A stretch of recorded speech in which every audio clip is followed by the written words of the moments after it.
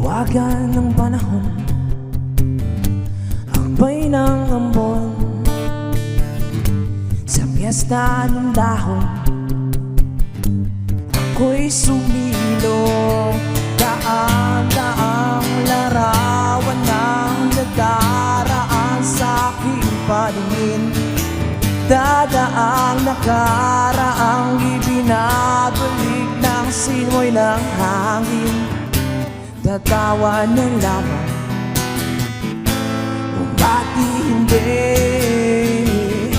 ang aking damdamin. Pinaglalaruan ng baliwan ng ulan. Sinong di mapapasayaw sa ulan?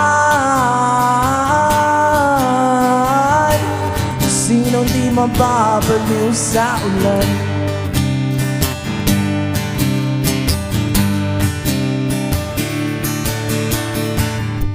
Hinulong ng hangin, nagsiyang nagampon, libo-libong alaala, dala ng ambon. Daan-daang larawan ang nagdaraan sa aking paningin. Dadaang nakaraang ibinabalik ng simoy ng hangin. Tatawa na lamang, umati hindi ang aking damdamin. Pinaglalaruan ng baliwan ng ulan. Sinong di mapapasayaw sa ulan?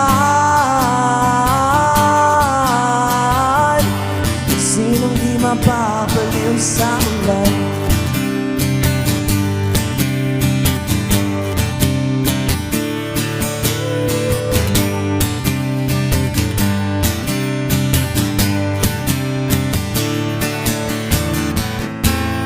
Tawa na lamang, umati hindi ang aking damdamin.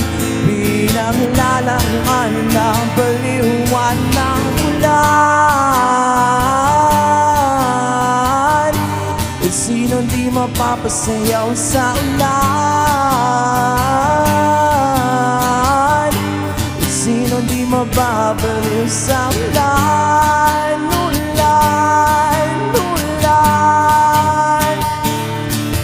Sa ulan, ulan, ulan.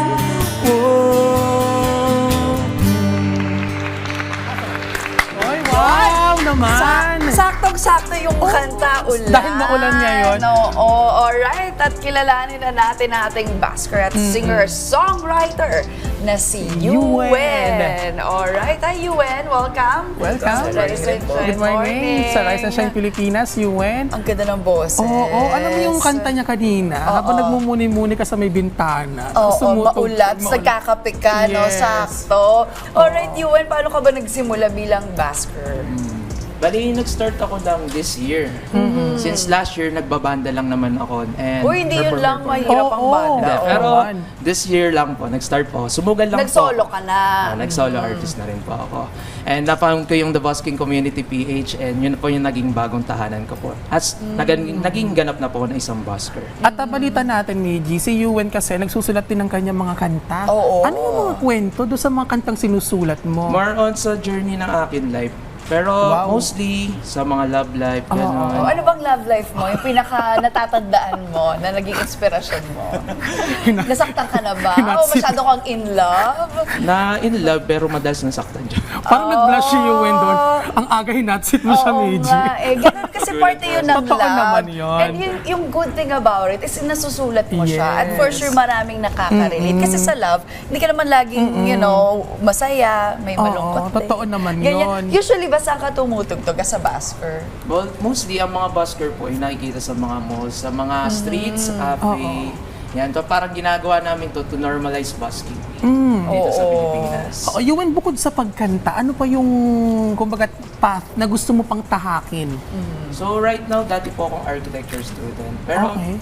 parang pinurso ko muna po ang passion ng pagiging music. And medyo naging payapa po ako until this year. Dahil ang dami rin po nangyari this year po talaga. And grateful lang po ako na nakapunta po kung ano po ngayon ang journey ko.